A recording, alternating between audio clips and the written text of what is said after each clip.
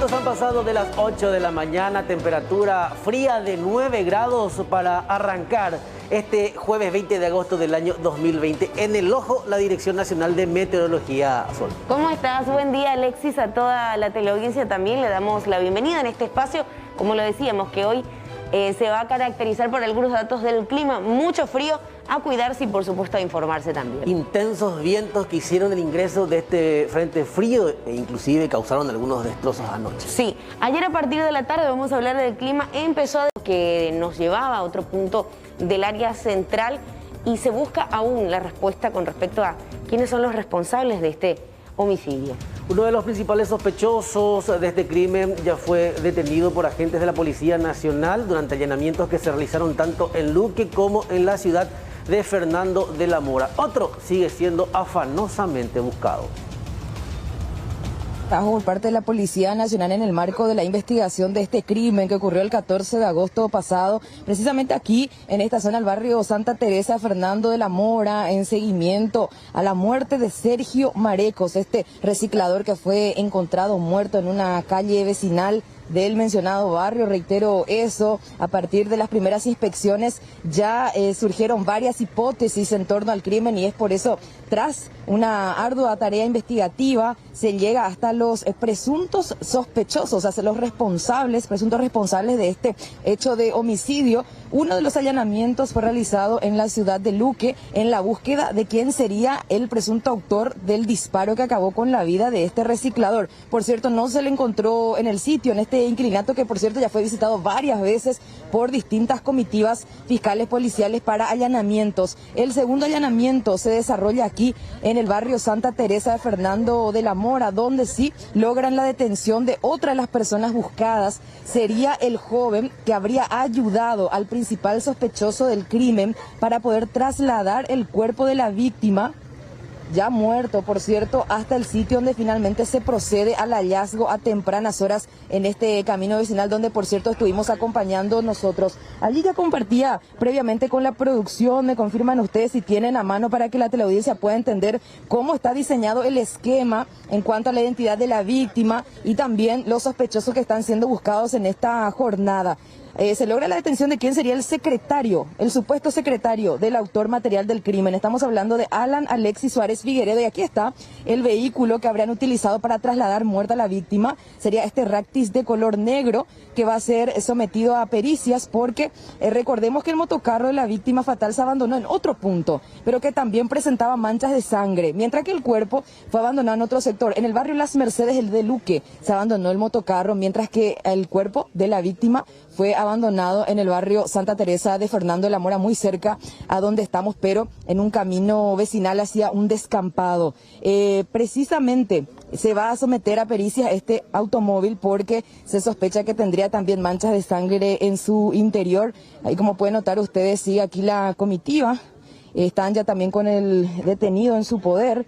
Lastimosamente no se logró hoy ubicar a Francisco Ramón Otazú Jiménez, a quien se le atribuye la autoría del disparo que habría acabado con la vida de este reciclador. Y quiero que presten mucha atención, Amalia, Mariano, televidentes, porque les voy a contar, de acuerdo a las informaciones recabadas por los investigadores, cómo viene la mano del crimen, porque el detonante habría sido la venta de una desmalezadora que se produjo en esa madrugada, porque así como decían los familiares de Sergio, él supuestamente era adicto y en esa madrugada trató de negociar esta desmalezadora con Otazú y compañía a modo de adquirir dinero y poder ir a comprar su vicio. Sin embargo, ¿qué es lo que ocurre? En esa primera venta supuestamente Otazú le paga una suma ínfima, él va hasta la bodega con su amigo a bordo del motocarro. Es esa precisamente la imagen que tenemos nosotros de Circuito Cero de Televisión y que estamos repasando con ustedes.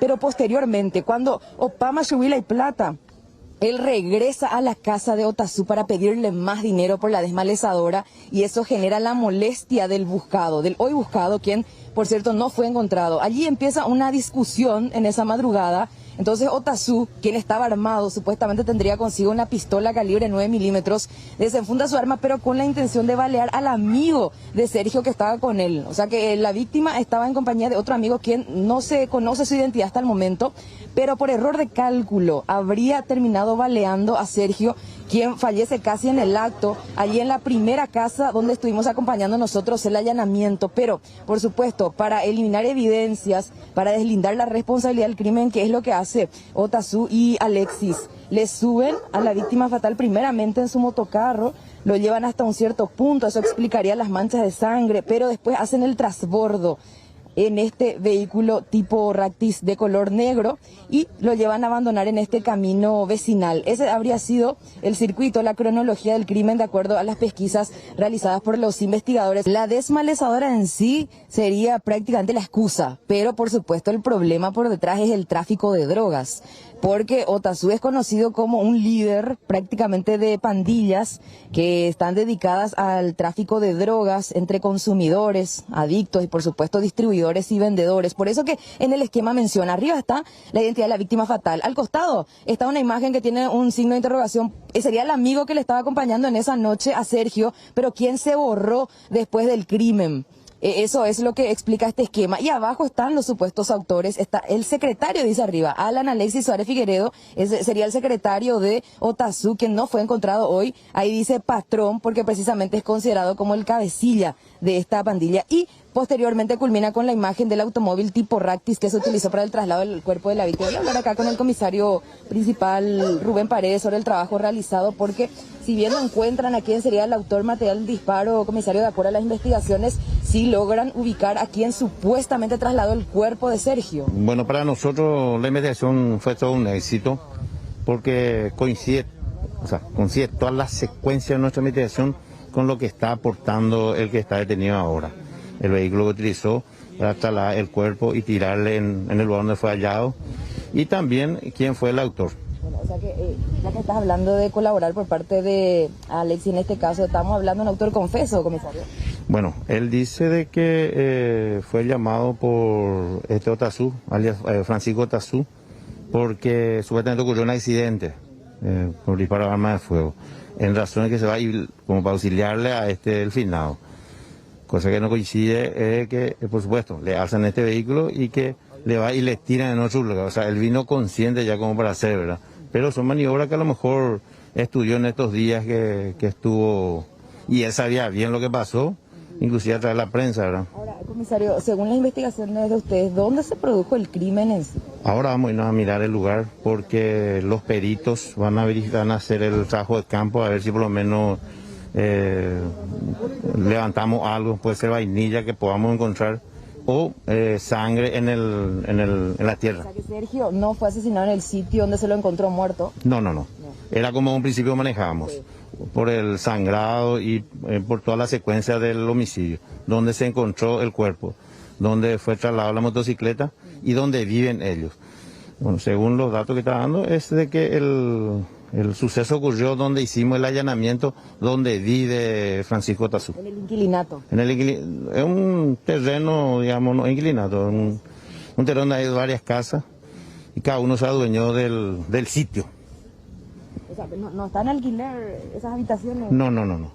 Él vivía ahí, su casa. Es un terreno que presumo que es un terreno baldío, donde empezaron a edificar cada uno. Entonces ahí se trasladan ahora, comisario. Ahora sí, lo más importante es para nosotros lo que está aportando ahora y dónde ocurrió el hecho y donde él dice que le auxilió y después le llevan a tirar allá en el lugar donde fue encontrado el cuerpo. Al menos a nivel policial, la investigación, ¿verdad? Lo que tiene que ver con el crimen está prácticamente aclarado, teniendo en cuenta que se logran reunir los elementos de sospechas, uno de los buscados, así como también el vehículo que habrían utilizado para llegar hasta el sitio donde terminan abandonando finalmente a Sergio Marecos. Seguimos hablando de informaciones policiales y atención a este caso bastante particular. Nos traslada hasta el barrio San Pablo de la capital, específicamente agentes de la comisaría 16. La jurisdiccional aprendieron a un hombre que había ingresado a una vivienda. Lo particular del caso es que primeramente se comió prácticamente todo lo que encontró en la heladera y escapó vistiéndose con la ropa de su víctima. Fuimos alertados por el sistema 911 referente a un sujeto dentro de una vivienda. De inmediato acudimos al lugar donde fuimos alertados por los vecinos que un sujeto de sexo masculino con una característica que nos brindaron ahí en el momento, que con kepi rojo, una campera marrón y un buzo azul, salió de una casa de un vecino de ellos que en ese momento no se encontraba en su domicilio, con unas conservadoras, termolares, y a cuadras del lugar pudimos dar con el sujeto y aprenderle y recuperar los objetos hurtados. Se recuperó una conservadora, plancha, una radio, termolar de mate, como termolar para teré, y otro objeto que se... Y lo gracioso del caso fue también que al contactar con el dueño de la vivienda de donde ingresó, se pudo constatar que forzó una de las puertas traseras del patio de la casa y de por donde ingresó. Y al salir con la ropa que él aprendió, tenía vestido en ese momento, él pertenecía a la víctima, ya sea su champión, su buzo, su campera y su remera. Y el que salió vestido con lo que había hurtado. Ya salió vestido también con lo que había hurtado de ese domicilio.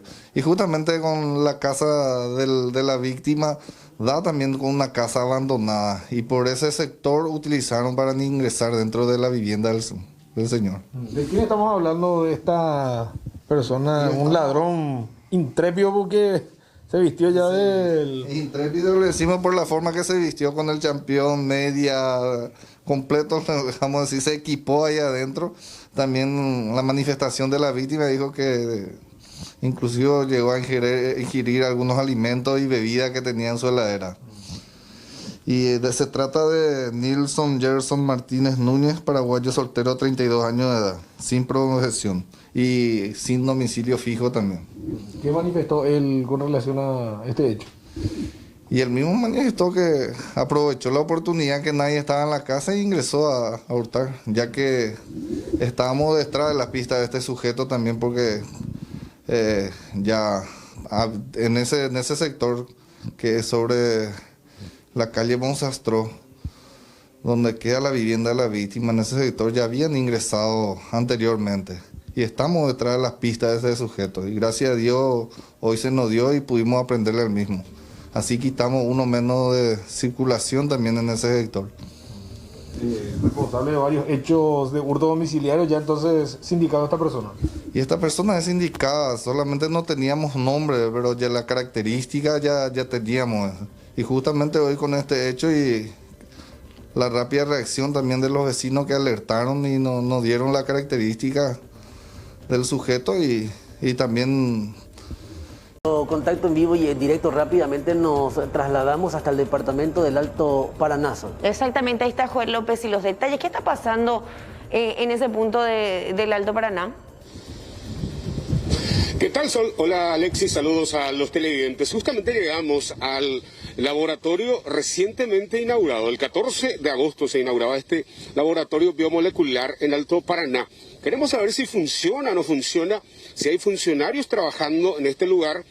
Nos decían también de que en una semana van a ser revalidadas o calificadas las muestras procesadas en este lugar a través del laboratorio central, ya para posteriormente poder también utilizar y ya operar oficialmente en el 10º departamento. Queremos saber si habían funcionarios trabajando. Nos confirman que sí, y hay mucho movimiento hasta ahora también dentro de este lugar. No podemos ingresar por razones de que también hay que evitar violar los protocolos. Entonces estamos abordando aquí también y hemos conversado con el guardia de seguridad que nos mencionaba justamente de que hay gente trabajando pero que ellos no pueden salir del lugar. La preocupación real que nos trae aquí es la lentitud de las respuestas, de los resultados aquí en el Alto Paraná. Por lo tanto, urge que esto ya funcione oficialmente, que opere oficialmente y que las muestras ya se procesen aquí y tengamos las muestras en 24 o en 48 horas como resultado. La gente se acerca al medio, consulta si tenemos hisopos, si puede llegar al hospital regional para las tomas de muestras. Esa preocupación real es lo que nos trae aquí. 75 fallecidos tenemos en el Alto Paraná y casi 4.000 casos casos positivos y una preocupación total. Ayer ya llamaba también muchos televidentes solicitando que visitemos el laboratorio biomolecular para conocer la situación. Según el encargado de la 10ª, son 180 muestras diarias las que van a ser procesadas inicialmente para ir nuevamente escalando a 600 muestras diarias, compañeros. Sí, entonces esa situación, ahora están, o sea, el guardia te dijo que sí, que efectivamente hay personas en el interior de ese local.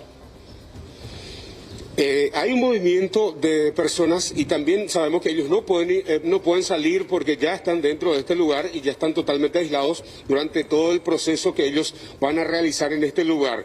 Por lo tanto, están trabajando, lo que urge es la revalidación y ya que todas las muestras queden y sean procesadas aquí y que ya no sean enviadas a la capital del país porque hay mucha lentitud en la entrega de los resultados. O sea, más que nada ya la certificación del laboratorio central de que esas muestras realmente son efectivas. Una vez que se certifique, ya se va a centrar en ese laboratorio la toma de muestras, Joel. Es así y eso es lo que se está esperando porque según decían una semana de trabajo llevaría eso y por lo tanto también ya esperamos que desde el lunes ya pueda operar oficialmente y que todas las muestras sean ya procesadas y los resultados también entregados en tiempo y en forma. Esperemos que así sea. Gracias, Joel, por este contacto. Hasta luego. Manifestaciones. Y vienen insistiendo, ellos son funcionarios del Hospital del Trauma. Ahí está Nata Cáceres. Nata, buen día.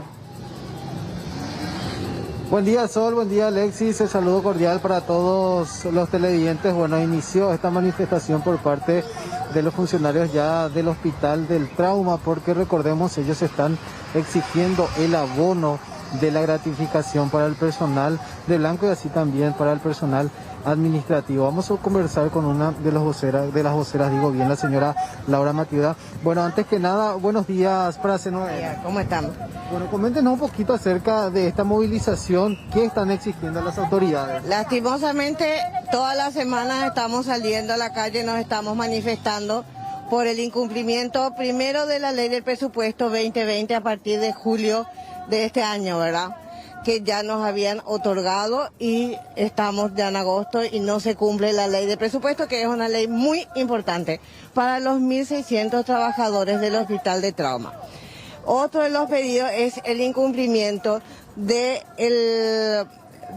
la gratificación por esta pandemia que estamos teniendo, que tampoco se cumple una ley de emergencia, donde se habilitó un presupuesto, donde todo el personal sanitario estamos expuestos, más en este hospital, que es un hospital de guerra, donde más de 500 funcionarios todavía no han cobrado los funcionarios administrativos.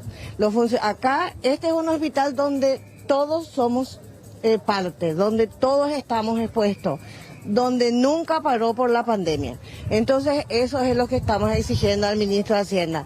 Él dice que le resbala que salgamos a la calle a manifestarnos. Entonces, lo invitamos a que venga al hospital, que vea cómo se trabaja aquí y a ver si le va a resbalar. Acá hay gente como este señor que igual viene a trabajar y es una persona que está expuesta y es un portero y el portero está expuesto. El portero y la gente en los peones de patio están alzando la basura patológica. Las limpiadoras están trabajando con la sangre porque este es un hospital de guerra. Ustedes conocen bien cómo se trabaja el Hospital de Trauma, donde recibimos pacientes de todo el país. Entonces le pedimos a las autoridades, le pedimos a nuestro ministro de Salud que por favor, que también le exija al ministro de Hacienda que ponga la voluntad y que pague a la gente que trabaja de verdad. Eso es todo y le agradecemos muchísimo que nos den este espacio y no queremos salir más a la calle, ¿verdad? Pero si no vamos a tener que tomar otras medidas, que es que no queremos. Usted hablaba de que cerca de 500 funcionarios son los que faltan cobrar. 500. ¿El restante ya recibió su gratificación? El restante ya recibió. Y más o menos 550 es lo que falta que se pague. No es ni mucha plata, pero acá todos nos merecemos porque todos trabajamos y todos estamos expuestos. Muchas gracias. Bueno, ahí está entonces, Sol, Alexis, el motivo de esta movilización por parte de los funcionarios ya del Hospital del Trauma. Cerca de 500 funcionarios faltarían entonces que reciban sus gratificaciones, y la mayoría solicita esto teniendo en cuenta que todos están expuestos en un hospital como lo es este, que sabemos diariamente reciben una cantidad importante de personas provenientes ya de distintos puntos del país. Nata, completo como siempre, vamos a estar atentos a esta y otras movilizaciones que evidentemente se seguirán desarrollando siempre, y evidentemente no se desembolsen los recursos destinados a este grupo que realmente, al igual que muchos, está expuesto. Bueno, seguimos avanzando en esta mañana con muchas noticias. Día frío, a fresco quizás más adelante, pero principalmente en horarios de la noche, madrugada y bien temprano, tenemos estas condiciones que realmente preocupan para aquellos que están en situación de calle. El sector más vulnerable, considerando la situación de los mismos, y hablamos de gente que lastimosamente hizo su hogar en las calles. Las calles se convirtieron en un sitio que evidentemente no es el mejor para atravesar estos momentos de frío extremo. Ya en semanas anteriores destacábamos casos y casos. Anoche inclusive veíamos en el contacto en vivo y en directo de Raúl que estaban degustando de una rica cena. Hablamos de esto, frío extremo, condiciones sanitarias que también son totalmente diferentes a otros inviernos. Y Nata estuvo más temprano en este lugar recorriendo el albergue de la Secretaría de Emergencia Nacional. Un viento sur que golpeó con todo durante la noche, madrugada, y bueno, recordemos que la Secretaría de Emergencia Nacional habilita su albergue en estos tiempos de frío y de descenso de la temperatura para todas aquellas personas que están en situación de calle. Anoche estuvieron con mucho trabajo y yo estoy en compañía ya del señor Patricio Cuevas. Antes que nada, muy buenos días. Buen día para ti, buen día para la audiencia. Bueno, contanos un poquito, don Patricio, cómo estuvieron trabajando anoche, porque vemos que la gente que fue rescatada ya del frío está desayunando, pasaron calentito acá la noche en el albergue. Es así, hay mucha gente que ya sabe que cuando la temperatura está por debajo de los 10 grados, esto habilitamos. Ahora estamos redoblando el operativo, teniendo en cuenta que Alerta Temprana nos dijo que vamos a tener muy baja temperatura de todo el año, prácticamente va a ser la más baja, ¿verdad? Entonces, por orden del ministro Joaquín Roa, estamos redoblando la logística, me refiero a colchones, frazadas, más alimento inclusive, más bien el local es para 30, pero es bastante amplio el lugar. Lo que nosotros queremos, el objetivo es por lo menos traerle todo acá en un solo lugar y poder asistirlo mucho mejor. Ustedes durante la noche hacen una especie de recorrido, patrullaje, ¿están atentos también a algún número de teléfono por si la ciudadanía denuncia? Sí, el 440-997 es la línea de la Secretaría de Emergencia Nacional. Tenemos una guardia permanente que nos van indicando las denuncias y nosotros asistimos a base de esas denuncias. Tenemos 2 móviles que están recorriendo constantemente la ciudad de Asunción, invitándole a esa gente que está en situación de calle a que puedan venir a pasar aquí la noche y así prever posible hipotermia. Entonces, hay también gente que estamos asistiendo en calle en los viaductos de Cuatro Mojones, Mariscal López, Eusebio Ayala, Santa Teresa, que gente que vive debajo de los viaductos. Ellos fueron ya asistidos con colchones, frazadas, y lo que le garantizamos es la cena, ¿verdad? Y ver si de repente tienen todavía esos colchones y frazadas que ya le hemos entregado anteriormente. Lo que estamos teniendo problemas son la gente con problemas mentales en el mercado 4. Tenemos 4 personas específicamente que tienen problemas mentales, que una vez que le damos algo de abrigo, en la segunda vuelta ya prácticamente ya fueron robados. Esos son los problemas que estamos teniendo, ¿verdad? Cuesta un poquito también ese trabajo en ese sentido cuando hay personas así que tienen esta situación. Bueno, mucho éxito, don Patricio, para lo que respecta también la jornada para hoy, mañana, que son los días que se esperan que haga más frío, así que muchas gracias también por abrirnos aquí las puertas.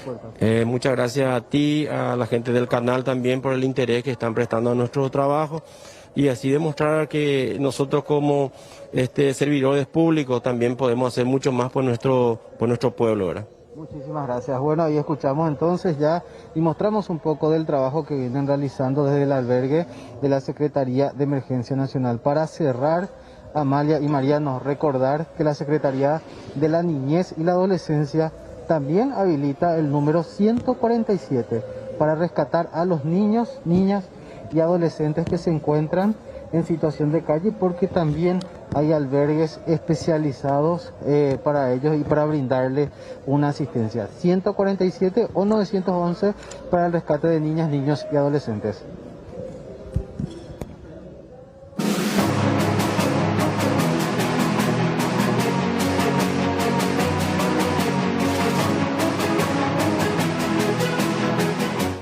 Ya han pasado 2 meses desde que oficialmente los sectores gastronómicos pudieron reabrir sus puertas.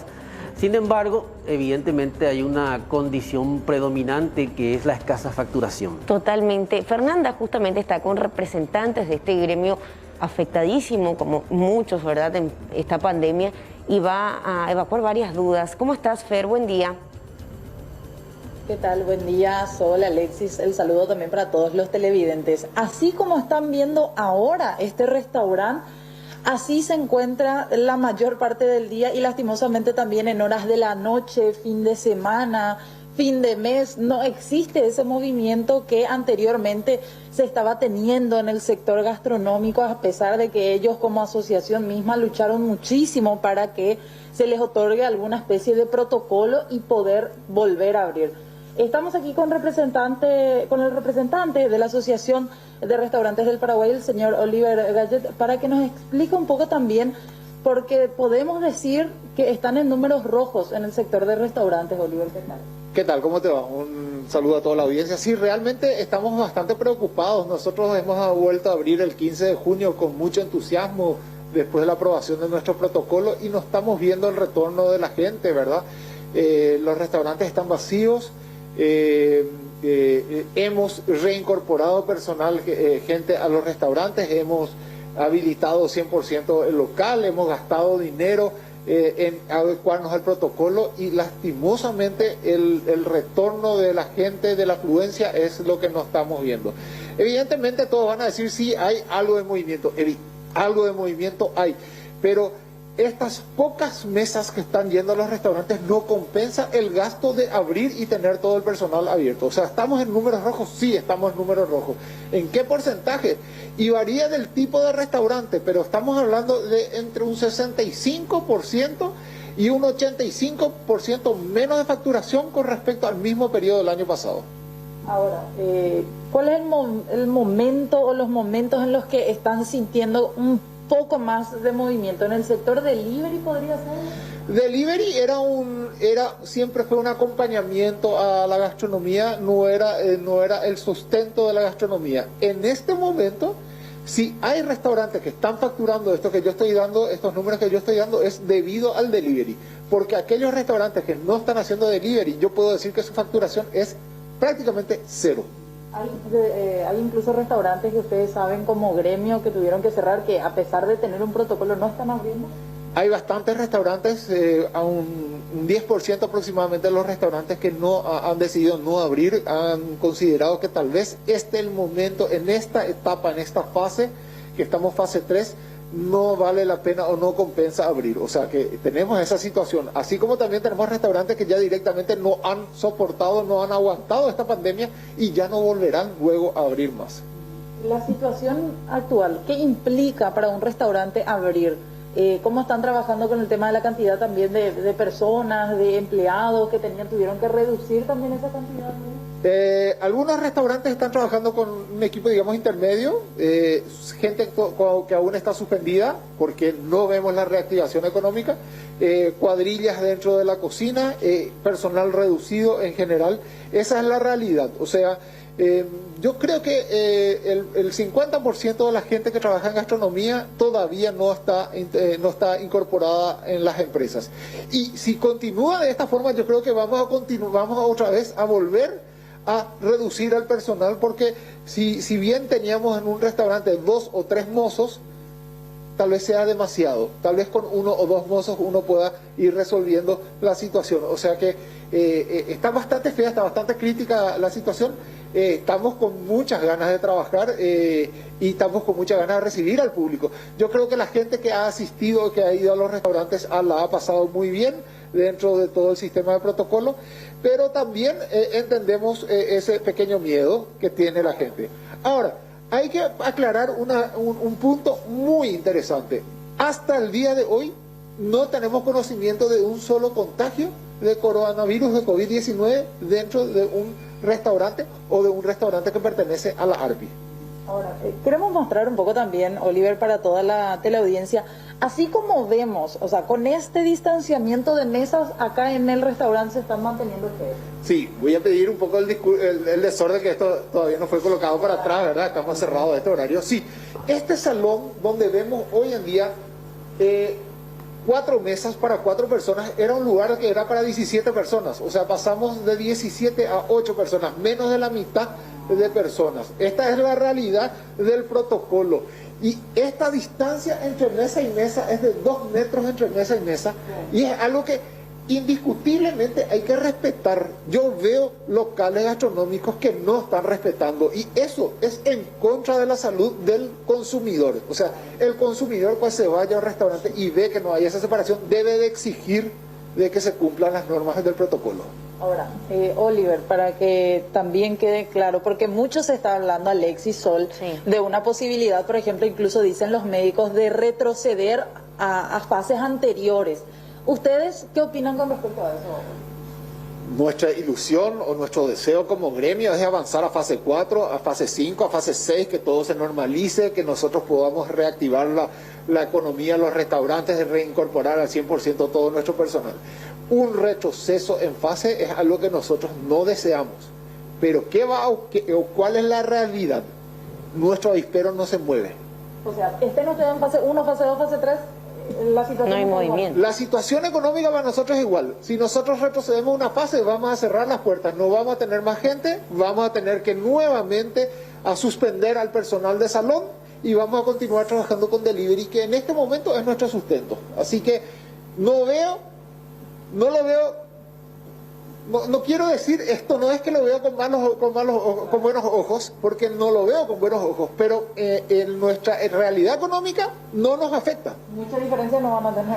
Mucha diferencia no nos va a hacer, y eso es algo que queremos también hacer entender a los diputados, a los senadores, al Ejecutivo que nos está escuchando. Hemos solicitado una ley de emergencia nacional para la gastronomía, y es necesaria porque esta es la realidad que estamos teniendo. Difícil la situación, Alexis Sol, y lo dice el propio presidente de esta Asociación de Restaurantes del Paraguay. Se están manteniendo con deliveries. O sea, finalmente ahora el cambio de chip que tuvieron que hacer los restaurantes se basa directamente en acudir a los deliveries, porque imagínate, acá había muchas más mesas antes de la pandemia y ahora tenemos esta cantidad. 4 bien distanciadas, cada uno con su alcohol en la mesa. Fernanda, semanas atrás el gobierno había anunciado la reducción del IVA para el sector gastronómico específicamente y otros de los rubros más afectados. ¿Eso les benefició en algo? Estamos escuchando evidentemente que en comparación al mismo periodo del año pasado, la reducción es del 15 al 30% aproximadamente. Pero teniendo en cuenta que hay una reducción del IVA, ¿eso genera algún impacto en ellos? La reducción del IVA que se aplicó para los restaurantes, Oliver, ¿benefició de alguna manera, ayudó un poco a paliar esta situación? Evidentemente que sí, va a ayudar. Todavía no lo hemos comprobado porque esto fue a partir del 1 de agosto. Cuando se termine el mes, suponemos que sí. Ahora hay que saber una cosa, para que eso sea un beneficio hay que tener ventas. Algo básico. Algo básico. Con pocas ventas vamos a ver algún beneficio, pero muy pequeño. Y hay que saber que esta reducción del IVA que se hizo fue por un decreto. Y en el decreto hay una fórmula matemática que no nos está ayudando. Todo el mundo pensaba que la reducción del IVA era del 5%. Al final el resultado es de 2.3% nada más de esta fórmula. Porque nos han hecho poner el 50% de esa reducción, o sea, del 50% de la venta en exentas y el otro 50% en 10% de IVA. Todo lo que es exenta, nosotros perdemos nuestro crédito IVA. O sea, perdemos de lo que nosotros pensábamos que era 5%, al final es solo 2.3%. Esa es la fórmula que estamos viendo que lo vamos a notar realmente a fin de mes cuando tengamos que pagar nuestro IVA en el mes de septiembre, ¿verdad? O sea que no es tan satisfactoria como estamos queriendo. Por eso insistimos en la ley, porque en la ley va a ser no es una fórmula matemática, sino que va a ser real, directo, ese 10 al 5%, evidentemente por un periodo de transición, por un periodo de emergencia. No es un periodo, no es de aquí a para siempre, pero sí por el periodo de transición. Así que, pero bien lo digo, de nada sirve tener esa reducción si no hay ventas. Haciendo un cálculo rápido nada más, Alexis Sol, anoche, ¿cuánta gente tuvieron ahora? Cero. Fin de semana. Entre 4 y 6 personas. Fin del mes pasado, por ejemplo, el fin de julio. No sé, depende de la noche, pero más o menos eso. Como digo, el sustento es el delivery. Bueno, lastimosamente esta es la situación complicada. Y se crea mucha impotencia también, Sol, incluso para los propios dueños de restaurantes así, que están viendo esta disminución. Totalmente.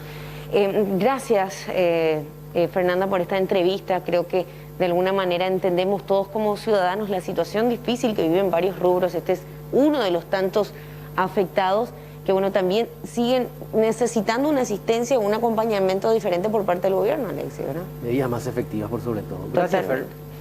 Ver justamente con la situación que estamos atravesando, se ha decidido cerrar el Palacio para la desinfección general por un lapso de 5 días.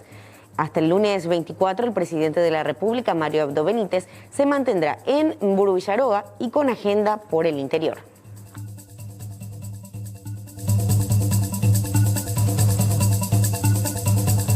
Y a propósito de desinfección, la Rectoría de la Universidad Católica de Asunción, el rectorado, anunció que hoy y mañana las sedes estarán cerradas. Santa Librada y La Providencia permanecerán de esta manera. No obstante, se estará brindando atención al estudiante mediante los medios digitales habilitados.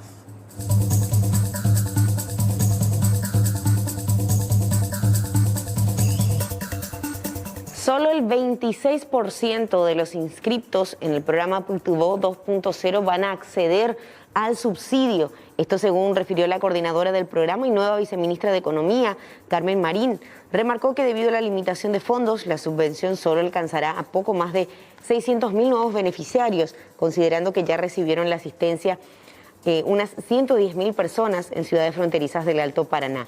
La segunda fase de inscripciones se cerró el sábado con un total de 2.294.000 registros, por lo que solo el 26% va a acceder a esto. Adelantó que se prevé los pagos se den de forma gradual, con 150.000 a 200.000 acreditaciones diarias. Los desembolsos se harían conforme a la terminación de cédula.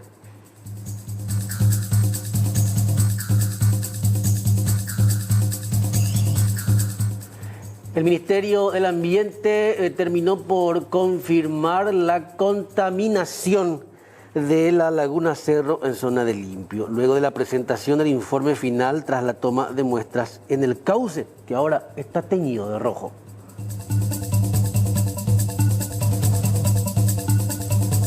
Bueno, tenemos que hablar del intendente de Pedro Juan Caballero, quien dio positivo a la prueba de coronavirus. Mencionó justamente del intendente de Pedro Juan Caballero, quien permanecía internado desde el martes tras presentar síntomas de la enfermedad. En consecuencia, la comuna fue desinfectada.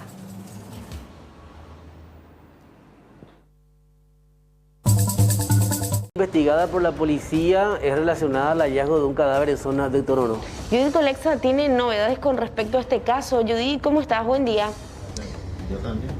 Sí, Sol, Alexis, televidentes, ustedes bien saben que fue un poco difícil la identificación de este cadáver que fue encontrado en horas de la mañana del martes pasado en la zona de Torono de la ciudad de Upané. Por cierto, ya hay avances en la investigación, al menos en lo que respecta a su identificación, y es por ello que estamos aquí con el comisario principal Rubén Paredes, el jefe del Departamento de Investigaciones, el área central, sobre la información que manejan, porque se comunicaron ya familiares con respecto a esta persona que estaba desaparecida en principio, comisario. ¿Cómo te va? Sí, justamente hoy se presentó aquí su hermano a decir de que su hermano había desaparecido. Se le mostró fotografía que se tomó en el lugar del hecho del hallazgo y confirmó que era su hermano la persona a quien se le había asesinado. Bueno, ¿y una explicación del por qué no estaba en la base de datos de nuestro país, extranjero, tengo entendido? Sí, es un ciudadano extranjero, argentino, que se llama Rodrigo Abel Brites. Por la característica que se dio en principio, el hermano llegó hasta acá, porque sabía que se estaba investigando. Aparte de eso, él también estaba en comunicación con otro hermano, quien que vi más de cerca del finado, y de que hacía ya casi 8 días que no sabían nada de él. Por eso es que estaban expectantes también a las noticias de que en caso de... Ellos pensaban primero que era un accidente o algo, o sea, pensaban lo peor siempre porque ni siquiera su teléfono celular atendía, estaba apagado. Pero después de que se expandió la noticia de que se había encontrado un cuerpo que tenía la característica de su hermano, por eso ayer ya se le envió por vía WhatsApp y hoy se presenta y confirma la identidad del hermano, confirma también que es de la ciudad argentina, nació en Argentina. Y hoy, a través de una nota, se le va a hacer la entrega porque el cuerpo se encuentra en la morgue.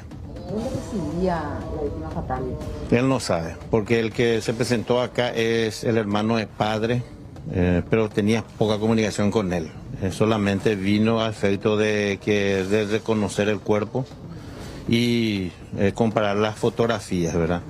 Y que confirma, uno, porque la característica muy particular que tenía su hermano era una cicatriz lado izquierdo en el pómulo, en el rostro, ¿verdad? Y que por supuesto que una vez que le mostramos las fotografías, confirmó que efectivamente era él y también porque le conoce, lógico, ¿verdad? Ahora, comisario, teniendo en cuenta que ustedes ya tienen el dato de la identidad, así como también testimonios familiares, ¿cuáles son las sospechas de la policía en torno a este crimen? Bueno, desde un principio hablamos de que íbamos a partir de la identificación para los detalles, ¿verdad? Hablamos de un abanico de información y estamos recibiendo mucha información acerca del suceso. Ya tenemos una persona con quien hablamos de ayer porque había todavía dudas de su identidad, pero ya tenemos varias informaciones acerca del por qué el homicidio. ¿Una de las hipótesis cuál sería? Tráfico de drogas. Sí. Gracias, comisario. Bueno, ahí está, entonces finalmente fue identificado el occiso. Se trata de Abel Rodrigo Brites Aguilar, de nacionalidad argentina. Su hermano fue quien vino aquí hasta la base de investigaciones del área central para poder finalmente reconocerlo a raíz de estas fotografías, intercambio de datos que hicieron con los efectivos policiales de esta dependencia. Se va a trasladar hasta la morgue judicial porque finalmente allí le tienen que entregar el cuerpo, compañero. Así que destacamos esto que mencionaba el comisario Rubén Paredes. Un posible trasfondo sería nuevamente el problema de tráfico de drogas. Gracias, Judith. Bueno, y también así se cierra de alguna manera la incógnita, ¿por qué no se podía acceder a ningún dato de esta persona? Era de nacionalidad argentina y bueno. El municipal de la ciudad de Ñemby es en base al cobro aparentemente irregular de cheques por parte del entorno cercano del intendente de plata que tenía que ser destinada para la construcción de empedrados. Recuerdo que las manifestaciones se iniciaron ya hace varios meses atrás, tanto frente a la comuna como en otros puntos de la ciudad de Ñemby. Hablaban de estas irregularidades y bueno, finalmente se inicia este proceso de investigación. Se habla de una malversación de entre 3.000 y 6.000 millones de guaraníes.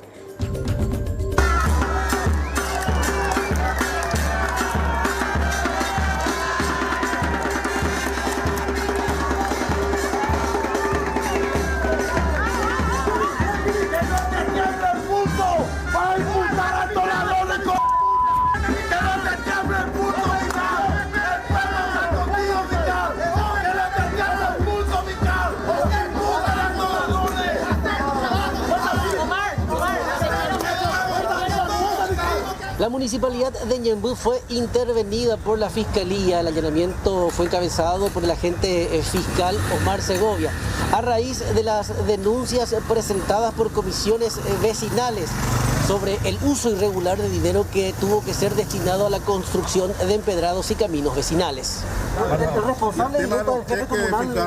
No, eso no podría ser. Doctor, específicamente, ¿qué buscaban con este? Documentos relacionados a la denuncia de lesión de confianza y producción de documentos no auténticos. ¿Quién presentó la denuncia específicamente? Un abogado en la unidad fiscal número 2. La Contraloría Ciudadana de Ñemby presentó delitos económicos y anticorrupción. A cargo de la autora Liliana. ¿Se encontraron los cheques de la comisión vecinal y tal?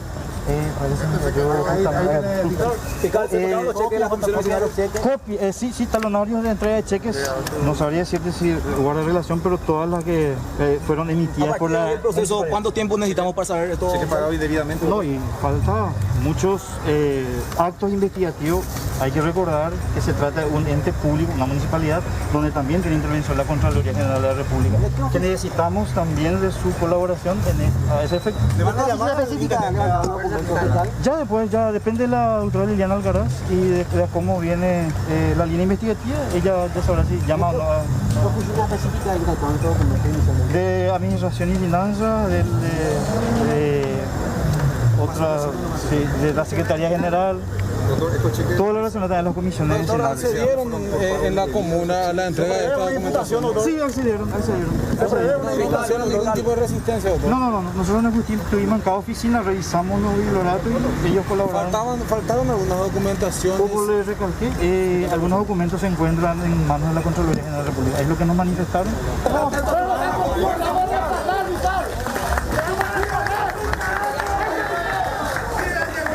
Según los manifestantes que estuvieron apostados en las inmediaciones de la casa comunal, el daño patrimonial superaría los 6.000 millones de guaraníes.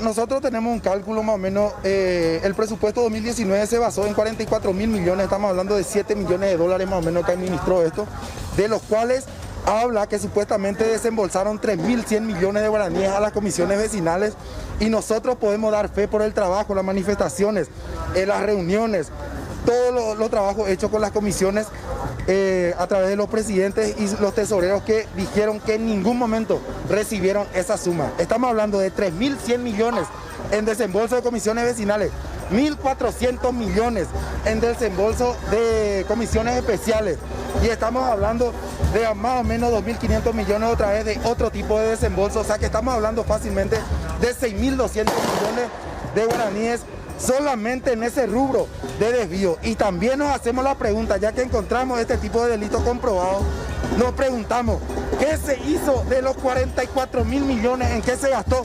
¿En qué se invirtió?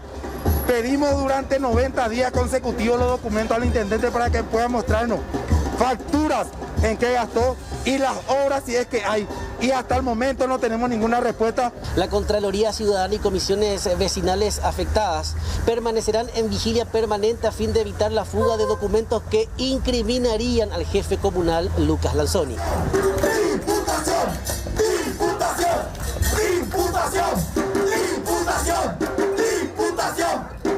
A una mujer, su víctima de su biciclo, le aplicaron disparos. La mujer fue auxiliada y derivada a un centro asistencial.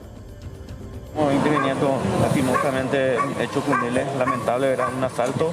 La víctima es una dama, la Alicia Rosa Morán, ya se encuentra en el hospital regional estable. La misma recibió un impacto de bala a la altura del abdomen, según el reporte médico del hospital regional. El hecho ocurrió hace 15 minutos aproximadamente acá sobre la calle Boquerón, casi Brasil, de parte de dos sujetos de sexo masculino, quienes se encontraban a bordo de una motocicleta y le interceptó a la víctima y posteriormente le disparó para llevarle su motocicleta. De esa forma nosotros inmediatamente acudimos al lugar de una llamada. Ya se impartió captura de los supuestos autores. La Policía Nacional está en búsqueda de la motocicleta y también de los supuestos autores.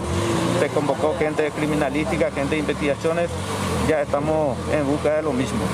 ¿Qué tipo de calibre utilizan? En el lugar se encontró vainilla servida de 9 milímetros. También hay cámaras de circuito. Acá los vecinos ya, gracias a Dios, está colaborando en ese sentido. Era para la identificación de los supuestos autores. Ojalá que tengamos ya novedades enseguida. Tenemos circuito cerrado acá también. Ya en minutos vamos a tener la imagen del circuito cerrado. ¿En qué parte recibió la herida la mujer? A la altura del abdomen, según el informe que me pasaron. ¿Qué se sabe con respecto a su estado de salud? Está estable según el informe que me pasaron. ¿Él estaba llegando a su vivienda? ¿Cómo es? Sí, la misma venía de su trabajo y cuando iba a llegar a su casa fue interceptado por los supuestos autores que estaban a bordo de motocicleta y le interceptó y le disparó y posteriormente le llevó la motocicleta en que estaba. Hablamos de este vehículo que fue encontrado en una zona bastante concurrida justamente hace días atrás este vehículo robado en la zona de Lambaré. El dueño tendrá que presentar toda la documentación ante la Fiscalía para recuperar este rodado que bueno, ya se encuentra en la jurisdicción de la Comisaría 16 Metropolitana. Fuimos alertados por la Comisaría 17 Central, nos dijeron que ubicaron este vehículo abandonado. Este vehículo, para conocimiento de la ciudadanía, fue hurtado en nuestra jurisdicción sobre la dirección de las calles Pacurí, casi Samú, de esta jurisdicción. El día 11 de agosto de este mes fue hurtado este vehículo y hoy fue ubicado en la jurisdicción de la Comisaría Central, abandonado este vehículo. ¿A qué horario fue hurtado este vehículo? Y según manifestación del dueño del vehículo, fue de la madrugada del 11 de agosto, de las 3 a 4 horas aproximadamente de la mañana, de la madrugada. ¿Ya se presentó el dueño del vehículo acá hasta la comisaría? Hasta el momento no, este vehículo se tiene que hacer entrega porque fue comunicado a la Fiscalía también y tienen unos trámites, el dueño tiene que presentarse ante la Fiscalía para posterior se le dé un oficio para que se haga entrega y se levante la captura referente a este vehículo. Pero él ya tiene conocimiento de que se recuperó el vehículo, digamos. Sí, mi personal ya le avisaron que tenemos recuperado el vehículo que está ya en la sede de la comisaría. ¿La rotura de la ventanilla es producto del hurto o ya estaba así? Eso desconocemos si fue producto del hurto o ya estaba así. Realmente ese detalle realmente no tengo conocimiento. Puede ser posterior también que hayan, o en el día que hurtaron el vehículo habían rompido el... Páez, para compartir con ustedes lo que resta de esta jornada informativa. De hecho, nosotros seguimos haciéndolo porque hablamos ahora, Sol, de el nuevo protocolo que va a regir los parques, específicamente el Ñuguazú y el Guazú Metropolitano. Bueno, la idea es que justamente se sigan controlando, se vayan aplicando normativas que tengan que ver con la situación real y actual, ¿verdad?, de la pandemia en nuestro país. Deben llenar un formulario digital y presentar un código QR desde el celular, esto para darle trazabilidad también a toda esta situación relacionada al COVID-19.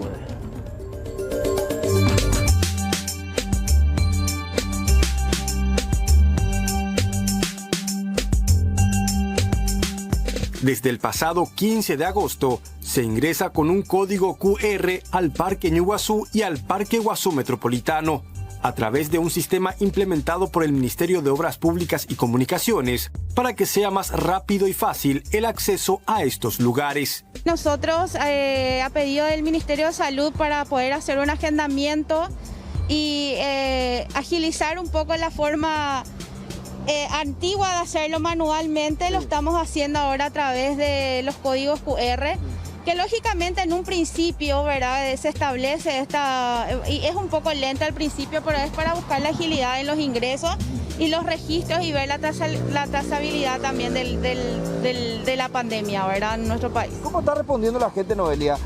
¿Se está adecuando a esta nueva exigencia, a este nuevo modelo de registrarse? Mira, súper favorable, y agradecemos también a todos los que ya vienen con su código QR acá. Tienen que hacer el screen de la pantalla una vez que llenan el formulario y se les genera el código QR y ya pueden entrar con nosotros, pero es una obligación a partir de ahora hacerlo con el código QR.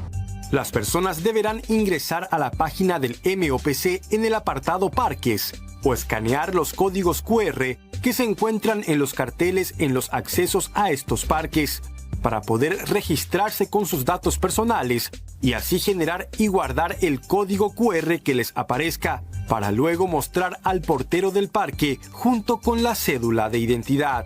Esto hacen una captura de pantalla y envían ustedes a su galería, y cada vez que van a ingresar a los parques, ya sea Ñuguazú o Guazú Metropolitano, le presentan a la persona que va a estar acá. Además de la presentación del código QR y la cédula de identidad, es obligatorio el lavado de manos con agua y jabón al entrar y al salir de los parques. También la toma de temperatura y el uso de tapabocas. Rápidamente establecemos un contacto con nuestro compañero Joel López. Nuevamente casos de inseguridad y en este caso por lo menos novedades, ¿verdad?, al respecto en la acción policial. Joel, ¿cómo estás? Sol, ¿qué tal? Buen día, saludos a Alexis y a los televidentes. Justamente en un tempranero allanamiento, agentes de investigación de delitos y el Ministerio Público lograron la detención de Wilson Orlando López Almirón, alias Yurulo, de 31 años. ¿Quién es él? Una persona que cuenta con 2 órdenes de capturas pendientes por hurto agravado y otros. Del Juzgado Penal de Garantías de Internación, la abogada Sonia Catalina Rojas. En esta vivienda allanada en el kilómetro 5,5 hallaron varias evidencias, como por ejemplo un sensor inhibidor de señal tipo walkie-talkie, aparentemente que utilizaban para poder hurtar dentro de los habitáculos de los rodados y apoderarse de dinero en efectivo, objetos de valor que se encuentran también dentro de los lujosos vehículos. Un aparato celular, 17 pendrive, 3 SIM card, un memory card y también una filmadora para vehículos de la marca Powerpack. Supuestamente estas personas estudiaban a las víctimas y este sería el cabecilla, el que manejaba toda esta estructura que estaba operando justamente en el este del país. Alias Yurulo, de 31 años, con frondosos antecedentes, hoy a la mañana fue detenido por agentes de investigación de delitos y el Ministerio Público, quienes allanaron esta vivienda. Teníamos varias sucesiones de ataques de tortoleros en los últimos tiempos, un modus operandi similar. Aguardaban que los propietarios ingresasen a los supermercados, allí también atacaban rápidamente las camionetas y vehículos lujosos en los últimos tiempos, compañeros, y aparentemente él sería uno de los cabecillas de esta banda de tortoleros que operaba en esta zona. Bueno, este Wilson, que ya de alguna manera ha afectado a tantas personas, ahora ya a disposición de la justicia. Esperemos que haya una normativa bastante fuerte, porque es una constante hablar de las acciones de los tortoleros. Bueno, me intriga saber el porqué del mote, pero a juzgar por el término me imagino que ha de tener la boca un poco grande. Bueno, algo por el estilo. Además, estamos hablando al comisario Julio Ramírez para tener justamente los detalles, por qué su alias, y también todo conocer a este mentado personaje justamente de la delincuencia. 31 años, con 2 órdenes de capturas, muy buscado, justamente cayó en las redes policiales en la mañana de hoy. Gracias, Joel, completo como siempre. Hasta luego.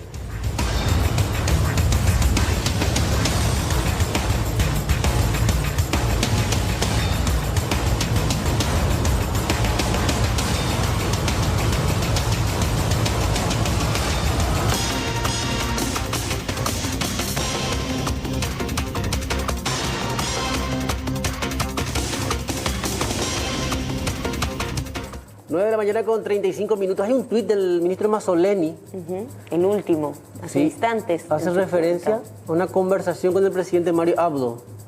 Dice, conversé esta mañana con el presidente antes de su viaje al interior sobre la necesidad de ajustar, atención, las medidas de la cuarentena inteligente. Esta tarde nos reunimos para definir detalles. En las próximas horas tendremos mayor información. ¿Cuándo decía Sequera que se podría analizar una fase 0 los fines de semana?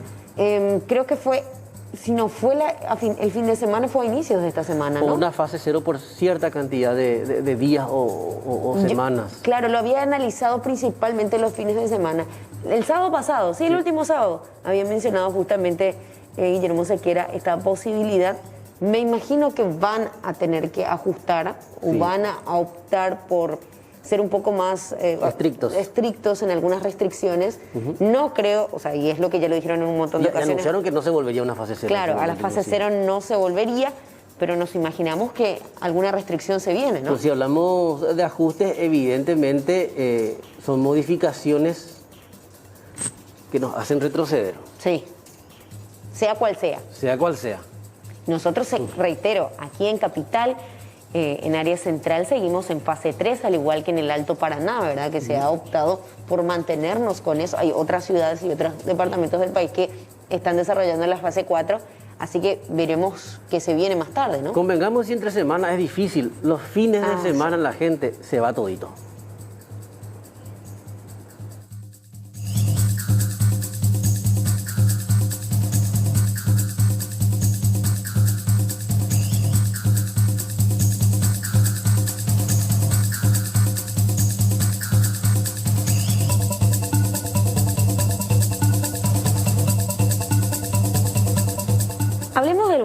denuncias que se están realizando en contra de la Administración Nacional de Electricidad. Esto es una barrabasada lo que les acaba de llegar en la factura de luz a estos ciudadanos de la ciudad de Mariano Roque Alonso. De hecho, formaba parte de ese importante grupo de personas, entre comillas, que debían ser exoneradas a raíz del consumo que no excedía el límite establecido para ser beneficiario de este beneficio, entre comillas, nuevamente de la ANDE. Sin embargo, le llegó una sorpresita. De 100.000 guaraníes pasan a pagar 19 millones. Quedamos boca para arriba, porque estamos viendo los números. Yo pensé, después vuelvo otra vez a meter mi número en NIC y comprobé que era 19 millones y algo. No voy a pagar, no, imposible pagar esto. Este es el medidor de la ANDE que facturó más de 19 millones de guaraníes por el consumo de energía eléctrica a la familia Gamecho. Una familia que vive en esta residencia, normalmente abonaban entre 90.000 y 100.000 guaraníes y de hecho le exoneraron 3 meses, pues al consumir menos de 500 kWh se ajustan a la ley de exoneración. Sin embargo, por el mes de julio, la facturación superó esta millonaria suma que hoy es una deuda para esta familia. Quedamos boca para arriba, porque estamos viendo los números para pagar con mi esposa y entramos a la página de la ANDE para ver la situación, como supuestamente no se han generado 2 o 3 meses. ¿Les vino a usted la exoneración? Vino la exoneración, figurada en el sistema de la exoneración. ¿Ustedes pagan menos de 200.000? Así mismo, vino la exoneración, ¿verdad? Muy bien, está todo bien, todo lindo. Vemos la factura de ayer, veo los 19 millones, yo acepto como broma. Y pues mire, bien. Mi esposa se cae de cabeza, ¿no?, por ver las noticias. Y bueno, ¿Esto es facturación de qué mes? Este mes, del mes pasado. O sea, de julio, consumo de julio. Consumo de julio, ahí aparece en el sistema. Y una locura, 19 millones no vas a pagar ni... ¿Normalmente cuánto pagan ustedes? Yo normalmente pago 90, 100, 150, 40, 60, 70, así varía. En eso mi marido sale, se va a pagar una cuenta que tenemos con la cooperativa y luego yo abro la página de la ANDE y ahí me sale 19 millones. Yo pensé, después vuelvo otra vez a meter mi número en NIC, sí, como 3 veces probé. Volví a poner mi número en NIC y ahí la tercera vez comprobé que era 19 millones y algo. Y entonces lo que hago es, hago la copia, espero que venga mi marido y se va él a la ANDE a reclamar. Estaba reclamando y me dijeron que subieron, me atendieron, subieron después de 5 o 6 minutos, vinieron la ventanilla otra vez y me traen la otra boleta que tengo acá que me exoneraron supuestamente. ¿Te exoneraron algo? Me exoneraron algo, mira, acá. Me redujeron un poco mis gastos. Y ahí mira. Vamos a ver en la cámara la exoneración que le hace la ANDE. Pero queda 14.600.000. Sigo debiendo yo, 14. Yo por consideración no me bajaron esa suma. ¿Qué consideración? Si yo no consumí ese monto, ni jamás. No voy a pagar. No, imposible pagar esto. Imposible con esta situación que estamos viviendo hoy en día. Hemos recibido el reclamo. En estos mismos momentos se está dirigiendo una cuadrilla de nuestra gente ahí para verificar la lectura en el lugar. Y apenas tengamos el retorno, vamos a corroborar si hubo un error de lectura o cuál es la situación. Así mismo. Doctor, tengo entendido que el usuario se acercó hasta la ANDE, le hicieron un descuento de aproximadamente 5 millones, él decía que le quedó en 14 millones la deuda, que le propusieron fraccionar y que él desde un primer momento planteó que vaya alguien de la ANDE a hacer una supervisión en la casa, sin embargo fue una respuesta prácticamente nula y ahora usted dice que va a una cuadrilla. Tal cual, esa información ya la tengo también, ya he derivado de eso al jefe inmediato de la persona que atendió para corroborar esa información, ¿verdad? Sí, realmente... El descuento no lo puede hacer el funcionario sin ninguna autorización, ¿verdad? Eso,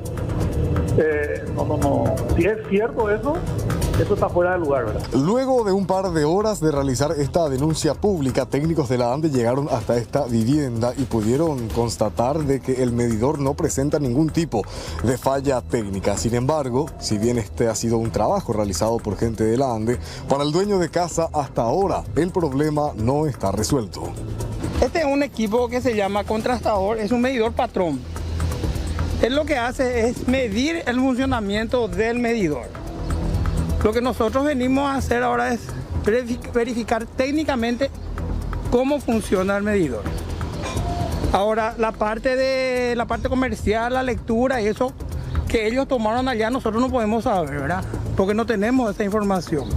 Técnicamente, ¿cómo está el medidor de esta casa? Técnicamente está muy bien. ¿No tiene fuga, una de esas cosas? Ni la casa tampoco nos presenta fuga y el medidor funciona muy bien. El medidor funciona, dice don Corral. Por ambas. ¿Y qué me resulta a mí con la factura que me vino de ese consumo a mí? De 19 millones. ¿Quién me soluciona eso? ¿Quién me soluciona? ¿Quién me dan garantía? No es solución todavía. No es solución. Es verificar, medir, anotar. Eso no es solución todavía acá. A mí es que los 19 millones, ¿de dónde uno va a sacar a pagar? Esto que ellos están midiendo, a mí no me da garantía todavía a mí nada. La vivienda familiar no tiene elementos industriales en su interior, simplemente electrodomésticos propios de una casa, por lo cual no se explican cómo el consumo pudo alcanzar esta sideral suma, por lo cual exigen a la ANDE que revean su postura, que planteen una solución, pues no están dispuestos a pagar esta suma que según ellos no corresponde.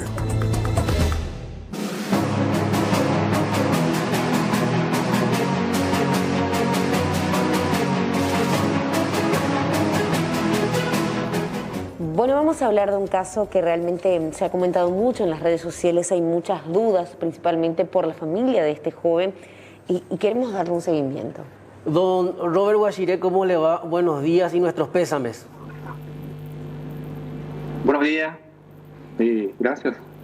Don Robert, hay una serie de hechos sucesivos en un lapso de tiempo muy corto que finalmente determinaron el fallecimiento de su hijo. Una fractura normal, inclusive, de Alto Paraná los trasladan a emergencias médicas y a partir de emergencias médicas comienza su calvario, don Robert. Lastimosamente, es así. Para hacer una cronología, don Roberto, ¿todo comenzaba qué día? ¿En qué fecha iniciaba todo esto? Viernes pasado, a las 11 de la noche. Él pues trabaja conmigo, yo soy tapicero, hago trabajo de tapicería. Y él trabaja. Y a las 5 terminamos de trabajar y él se bañó de su trabajo. Que para él un tipo de deporte porque le gustaba muchísimo. Porque tiene muchos amigos y le llaman. Y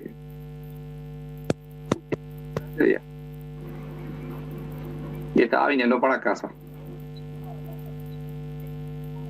Y tuvo ese accidente a unas cuadras. Fue llevado al centro de salud de la regional de Ciudad del Este. Atendieron muy bien, excelente, maravilla. Agradezco profundamente a cada uno que estuvieron participando en su recepción y atención ese día, esa noche. Le hicieron todos los estudios, análisis clínico, todo, tomografía, radiografía. Limpio, riñón limpio, hígado. Nada en el muslo izquierdo. Eso tenía. Estaba donde dio el reumatólogo y dio las indicaciones y hospital de Hernandaria que tenían los equipamientos pero que estaba con problemas, no sé qué problema tenía. Y privado únicamente íbamos a poder hacerle, ¿verdad?, esa cirugía, y también con otros problemas porque los equipos y muchas especulaciones. Entonces, para asegurar tu salud, no queríamos arriesgar así. Y experiencia, qué bárbaro, mejor equipado, con los mejores profesionales del país, no sé, de América. Estuvo ahí como anteriormente, que tengo el orgullo de decir su nombre, Aníbal Gilardi. Conozca, tuvo participación en mi salud también cuando tuve problemas. Y se equipó muy bien y dije a mi familia, vamos a enviarle, vamos a asegurar enviarles ahí. Gracias a Dios conseguimos todo, le llevamos, al principio no quisieron agarrarle porque era de Ciudad del Este y problemas, ¿verdad? Ya empezamos con los problemas. Y bueno, le enviaron, dicen ellos que puesto virus que nos estaba afectando, que le trasladan al Lineram. Y ya. Porque para nosotros eso es lo que pasó.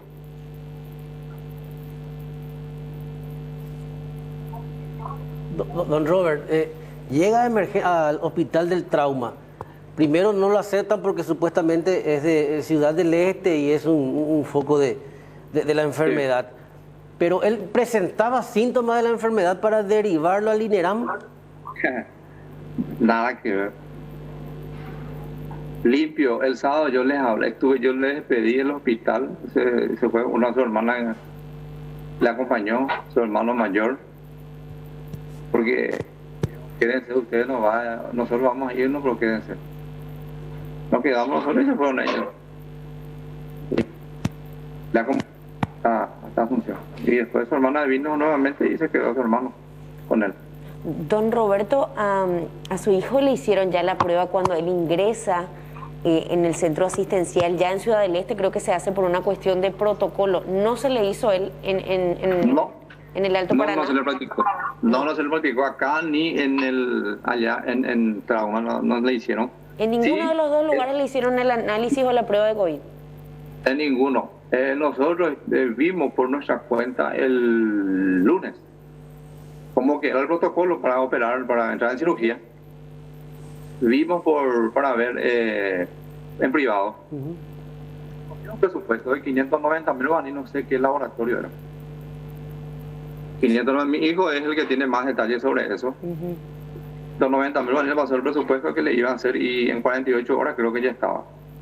Y ya estábamos en eso, ese día. Sí. Ese día para que se haga Y él ingresa al Lineram y posteriormente ya se da su deceso, don Roberto. Apenas enseguida nosotros nos estábamos preparando para irnos con mi señora justamente, ¿verdad? Para darnos un poco la fuerza también.